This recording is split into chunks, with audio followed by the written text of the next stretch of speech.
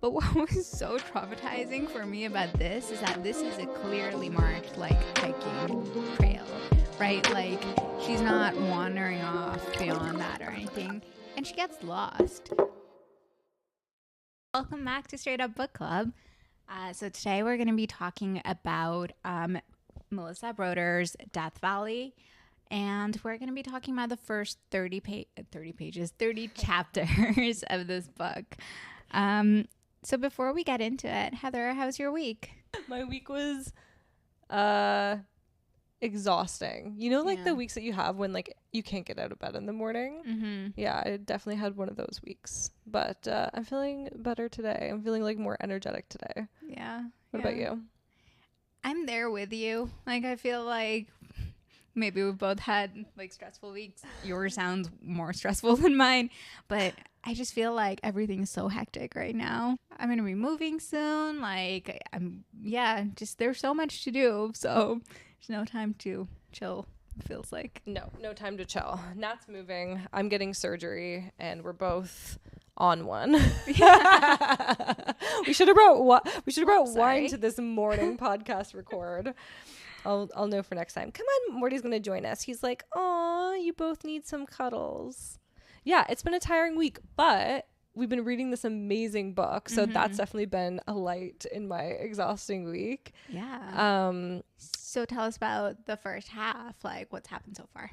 It's funny because I feel like on paper it's not a lot, but also it's so rich in what is happening. Like, really all that's happened is this woman is showing up in the desert in, like, she calls it the Valley of Death Valley, and she's there to do some research for a book that she's writing that takes place in the desert, and her editor keeps telling her, like, you need more plot, you need an inciting incident, and she's kind of here looking for this inciting incident. She's staying at a Best Western. I love a Best Western. Like, or the idea of a Best Western, like this little motel-y kind of place that's not like, you know, a 2-star place, but like somewhere maybe in the middle, maybe like a little 3-star place with a pool, some different kinds of characters coming and going. She spends a lot of time talking about their grab and go bags for breakfast, and she's staying there. Her father is in a couldn't get comfortable. I'm sorry. Okay, maybe he'll be back. Her father was in a car accident, I believe, and complications from the car accident have led him to like get pneumonia that is resistant to antibiotics. So he's been in like this medically induced coma, and at this point he's kind of coming out of his coma. Our protagonist, whose name I don't think we ever learn. I don't think so. I always just like, I'm like, it's Melissa. Melissa. It feels like her.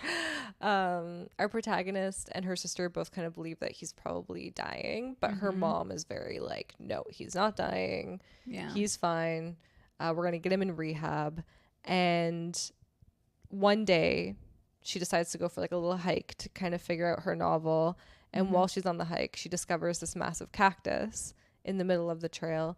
It's one that she can enter. It has this like wound, I think she calls it. She goes inside, and this is when she starts to see these visions of her father as a child. And she becomes very moved by this. And I think she like leaves, comes back another day to find the cactus again. And when she gets there, it's no longer there. So she goes on this journey to find it, but in doing so, she gets lost. Yeah. And while she's lost, she falls, breaks her phone or shatters it. I think it's still like off works maybe, but like there's no service, and she injures her hand. And that's where we leave off, is that she has fallen, she's hurt herself, she's bleeding, she's lost in the desert, and that's kind of where we end off there. Yeah. That was a great I said like retelling of it. It was so succinct and clear. I said not a lot happened, but then here I'm like, oh my god, I can't stop talking, there's more things, so maybe more happened than I realized. So, okay. It's so much to talk about. Yes. Let's circle back. Okay, so the Best Westerns, are they actually 3 stars? I don't know. I thought like Marion's were 3 stars. No? I don't know. My phone, it's recording us. But I did actually look up Best Westerns near LA because I got this weird fantasy that I was going to stay at a Best Western in LA. So that's my next travel idea. It definitely made me like, it's so like she romanticizes Best Western so much. I was like, oh, that's like, I don't think I've given Best Westerns enough credit. I was getting like, so everything I was finding was less than $150. So I think that says something about, I feel like hotels near LA in America in general are so expensive. So $150 is pretty good. Some were like $75, $78. I recently stayed at a Comfort Inn in Florida. That is probably like a bottom level. We had to leave in the middle of the night because we found a massive cockroach in the bathroom and mold in a corner. It was horrible. Like black mold? Yeah. Oh, man. There was a chair. Okay, sorry, really short tangent. This place was insane. Like, I got to Florida first with my younger sister, and we're at a motel, and everyone else, like, I think we were the only women there, and it was a bunch of strange men, so we were a little nervous, but we're like, we'll put the deadbolt on. The deadbolt doesn't have anything to attach to. You just fling it over the door. So if I open up the door, this thing opens up. So we pulled the chair in the corner across to put it against the door just for an extra level of security. In moving the chair, we discover a blossoming array of black mold. Night 2 or night 3, my older sister joins, and in the middle of the night, I hear a like full body scream. Go into the bathroom. My sister, who's like, I don't know, 5'2" or something, is standing on top of the toilet screaming because there's a cockroach, I swear to God, like this big. Holy and we were shit. like, we were all drinking wine, so we couldn't leave. So we just got into bed and cried until we were sober in the morning. I think should I bleep out Comfort Inn? Okay, I will say that the place was garbage, but the staff were lovely.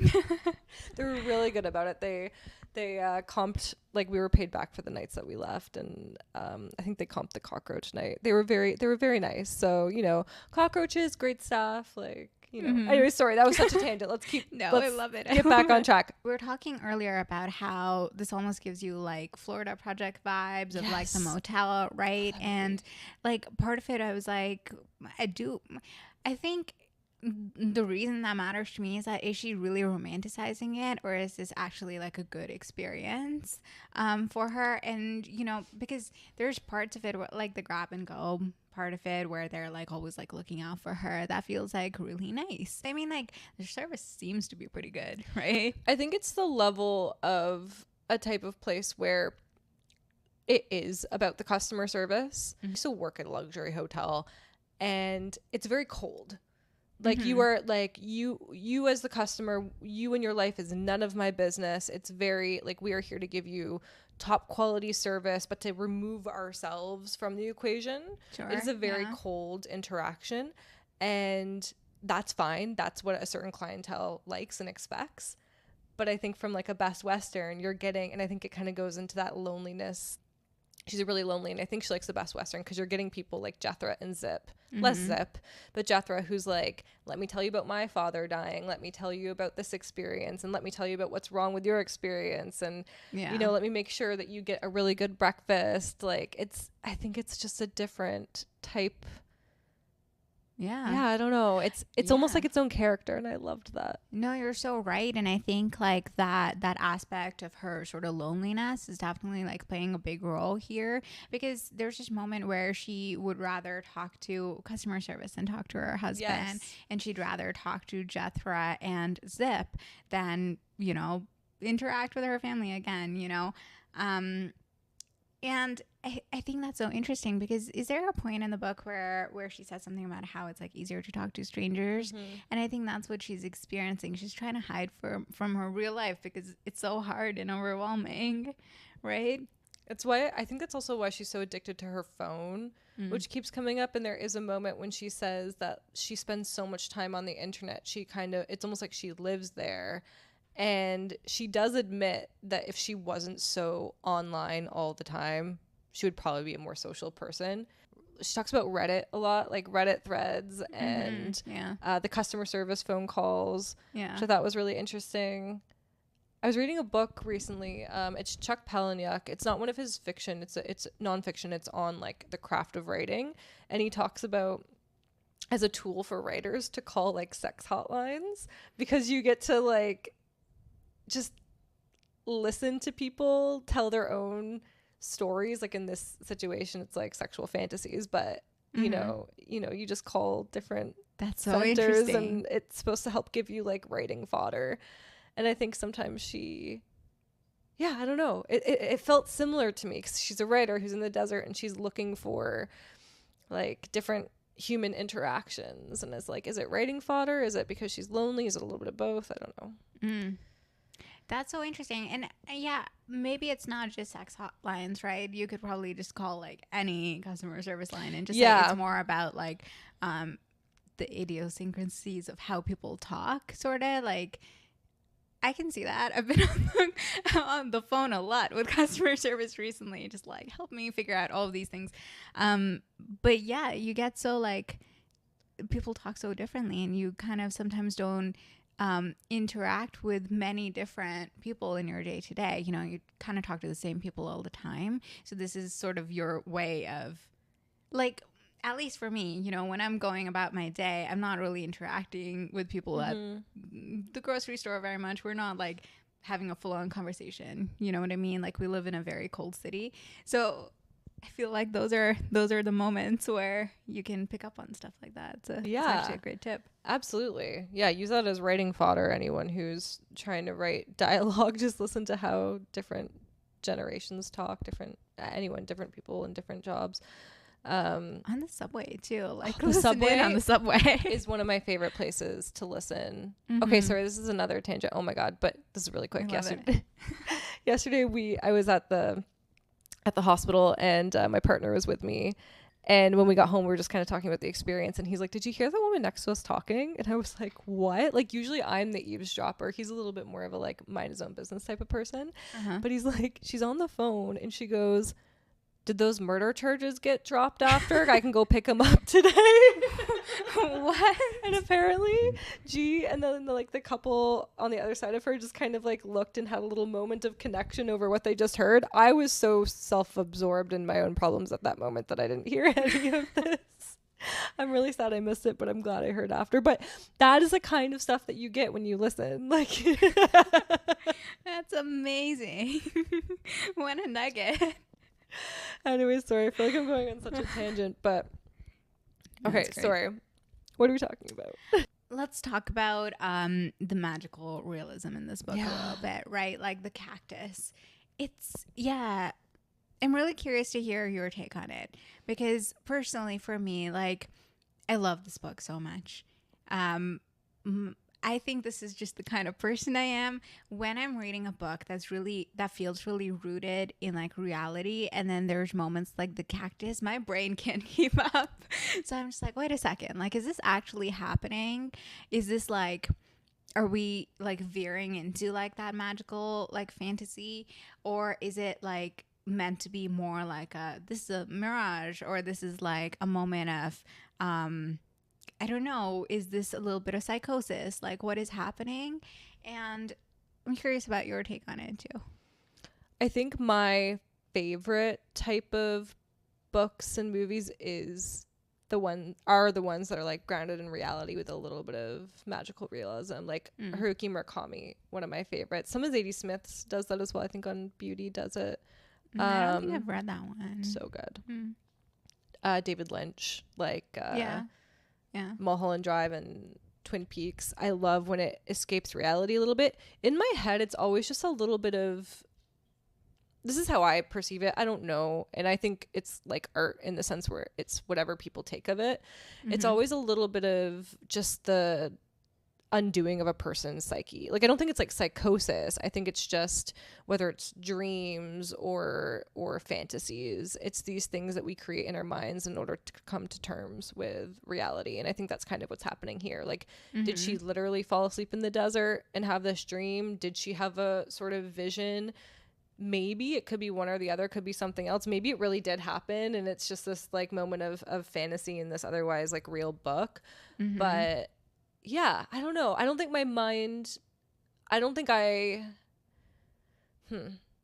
yeah, I guess I'm okay with it is what I'm saying. Yeah. No, I'm okay with it too. I'm just like, You're like, what is it? Yeah, I'm like, what is it? I want to understand it. That's fair. So like the cactus for me, I'm like, is this meant to be about rebirth, right? Like, because there's that wound and she's like entering through that wound. The wound's getting bigger.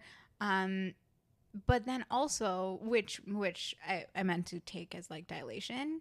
But then there's also this period in time where the cactus just isn't there at all. So like, I guess I'm trying to like piece together, like, what does that mean? Like, why is the cactus there and then it's not there? And then also, how is this connected to her father? But yeah, so I'm just kind of curious about what it means. And maybe it doesn't matter. It's just more like a feeling and the unraveling part of it. Yeah. I don't know. A part of me is like, is it her? Like, is she going into herself to kind of deal with a lot of the like, it seems like she has a lot of current traumas. Like a lot of, like, her husband is is chronically ill. He's always sick, and it's the kind of sick where it's, you know, maybe he can muster enough energy to go to the grocery store or do little things, but not really enough to do the day-to-day. And yeah, I don't know, because she enters this wound, and in my head it's like she is a wounded person, and she's like kind of entering herself and finally dealing with the grief of her husband and her father. And I don't know if grief is the right word, because they are still alive, but dealing with the like deep sadness. So I don't know, I guess that's how I saw it. I don't know if I think it can be whatever we want it to be, whether it's like, you know, is she going into herself? Is it a kind of rebirth? The rebirth is interesting. What does it mean for you? Well, I really like the turning inwards part of it, right? It almost feels like she's been resisting that.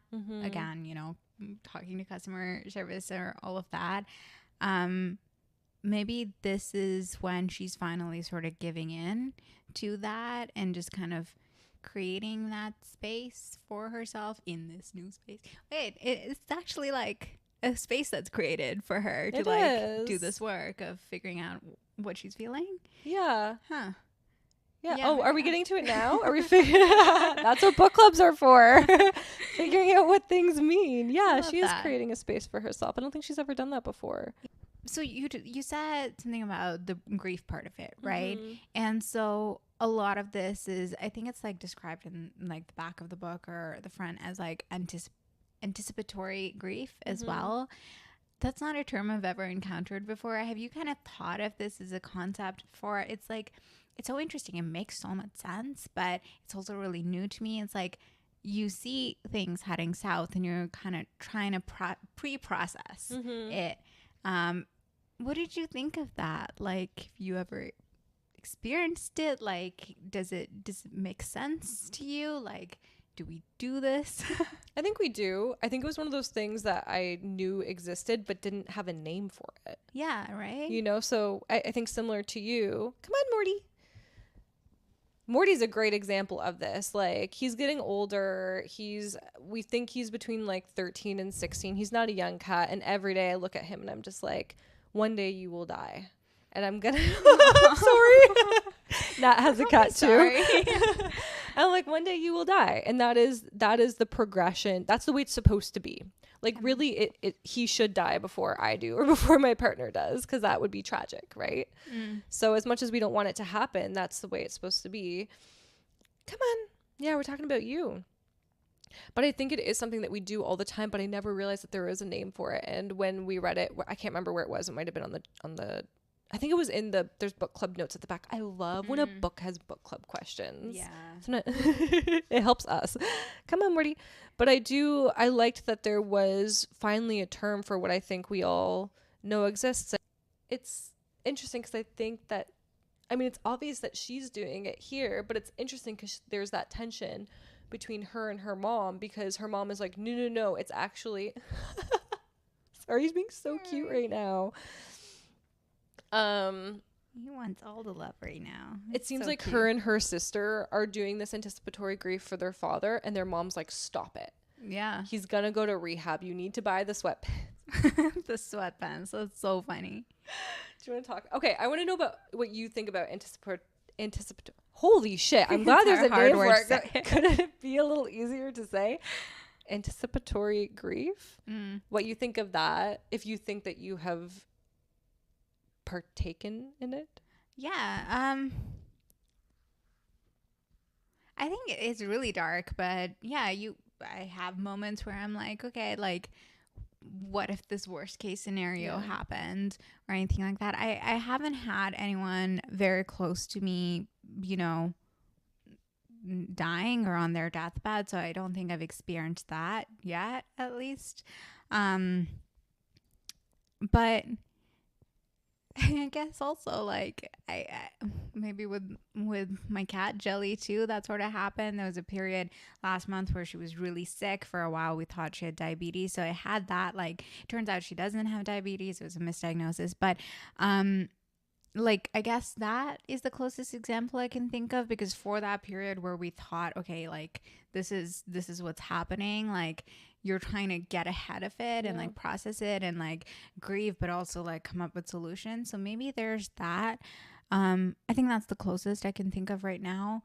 But I think that it ties to what she says about naming things.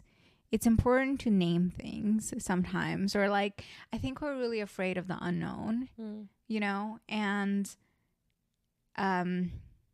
putting a label on it is almost helpful in like understanding what it is that we're doing, right? Like the anticipatory grief, like knowing that the feelings that we're having. Yeah, this is what I'm doing. Like, this is what, like, you know, she's going through all of his music or whatever, trying to like find it, and not so much movies, because she's not a movie person, I think she says. So like, it's almost like it's almost like she's celebrating his life by wanting to experience it, or kind of experience the things that he was fond of or close to, or things like that. So yeah, I feel like putting a broader term like, oh, I'm just like processing this, it feels more clinical than you know, putting that really human emotion to it. Yeah, that's true. And I think we actually probably do that more often than we realize, now that I'm thinking about it, because even how our relationship with our parents evolve over time, and not saying that this is the case for everyone, but you know, when you're a teenager, you're often like too cool for your parents. You don't want to be around them. And as you start to get older and you grapple with the fact that like in the universe's hierarchy of events, they are supposed to go before I do. That's the way it should be. Again, similar to our cat thing, it's like it would be tragic otherwise.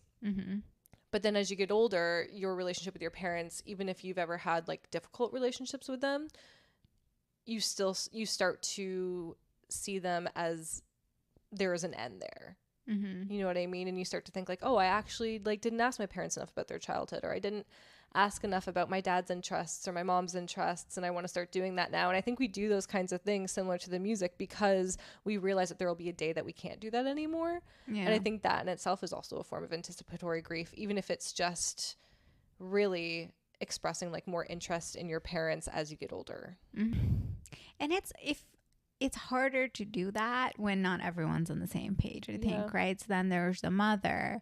Her mom just like is so superstitious that she thinks that whether you know, are rooting for him, that might be bad too. Whether you're preparing for the worst, that might be bad too. So there's this like safety in just being neutral all the time, which is, I mean, it's funny in a sad way, you know. You just don't want to I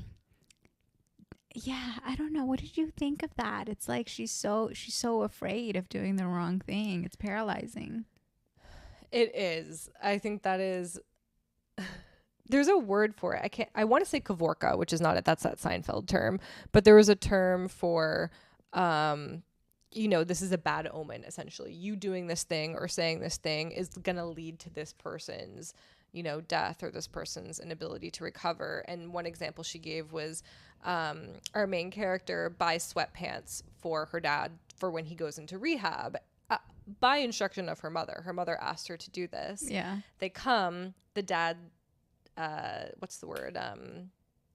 Declines. Yeah. Thank you. I was going to say descends. I'm like, that's not the right word. Her dad declines, and her mom's like, no, we bought the sweatpants too early. Like, that was bad. You have to send them back. You have to send them back. And so she does. And it's a whole thing where the sweatpants get sent back to Amazon. Amazon sends them to like her again. She's like, the sweatpants are back. And it's this like this bad omen on his recovery. Like, he's not going to recover because we bought the sweatpants too early. Or when our main character, I guess, tells her UK publisher that her dad, she doesn't want to say is dying. Okay, there's a moment, sorry, this is a tangent. She goes, I don't want to tell people that my dad is dying, because if he doesn't die, then I'm afraid they'll be mad at me. Yeah, I know. That was too real. But she says something that makes her publisher think that her dad is dead, and then her publisher sends these wind chimes to her mom saying, like, essentially, rest in peace. And her mom's like, what are these doing here? These are bad. These are a bad omen for your father. Now he's definitely gonna die. Anyway, sorry, I'm going on and on and on because I loved this book and I can't stop talking about it. But I found that her mom being so superstitious about his death or his recovery was very charming. My mom is a little bit like that. She's very set on every, like, bad things always happen in threes. So growing up, if two bad things happen, mom would always be like, what's the third thing gonna be? And anyway, sorry, I just verbal diarrheaed. What do you think of the mom and her superstitions about death? I think it's like her anticipatory grief. Yeah. And maybe she just doesn't recognize it, because it's like, like, superstition can be so paralyzing, and I'm so stuck on that, where it's like nothing you're gonna do is gonna change anything, you know? It's completely out of your control. So yeah, one of the other things I wanted to talk about was the fact that she gets lost, which is so wild to me. And okay, I love hikes. I haven't been on too many in my life. It's something that I'm more interested in recently, but I'm always so afraid of getting lost. And it's not like I'm going on hikes in like national parks or whatever. I mean, maybe, but like in like wilderness, you know, where there's no like defined markers or anything like that, and you actually can get lost. But what was so traumatizing for me about this is that this is a clearly marked like hiking trail, right? Like, she's not wandering off beyond that or anything. Yeah. And she gets lost. Like, this does happen. People, like, hikers do get lost, but it's like, have you ever gotten lost? I have, but never to that extent. Also, I think there's something different about getting lost in the desert than there is about getting lost in like on an East Coast trail, where I don't know, there's shelter, there's usually berries, there's usually rivers. Like, you can get by if you got lost. I've taken a wrong turn. It's taken me a good like hour to find my bearings, but like never so lost where I felt like I had to wait for help. Yeah. I do remember doing one hike near Joshua Tree, and G and I were on the path, and then we decided we were going to turn around, and I was like, oh, let's just take this shortcut. We can get to the car faster. And it's wild how in the desert with these big rocks and stuff, you could literally take one turn and suddenly you're in like a fully new place. Like, we took the turn and all of a sudden we like couldn't see the parking lot anymore. There were all these boulders. We're like, where did these come from? It's just, the desert to me is so much scarier than the woods. Also, like, if you're hiking up a hill, that feels like less scary because you can always see what's around you. So that's a great point. Like, if you can't see the way out, that's scary, right? But yeah, do you think she'll make it out? I think she will, because I think that she's looking for her like inciting incident for her novel, and I think that she has a lot that she has to like come to terms with, and I think coming out of the desert needs to be a part of that. But I don't know, what do you think? Yeah, I think you're right. I think, yeah, I'm curious to see how she does, like, because part of me is like, is this hike just not, like, this trail is just not that big, and she's just like, a part of me thinks that too, that she's just like going in circles and she's having like her own little delusions. Yeah, Meanwhile, there's other hikers passing her by. Like, why this woman? Can you imagine? That's hilarious. She's just there with her like grab and go bag and the bottles of water. Yeah, I don't know. We'll find out. I can't wait. Me neither. All right, tune in next time. And yeah, let's finish this book together. Yeah. See you at book club. Bye. Bye.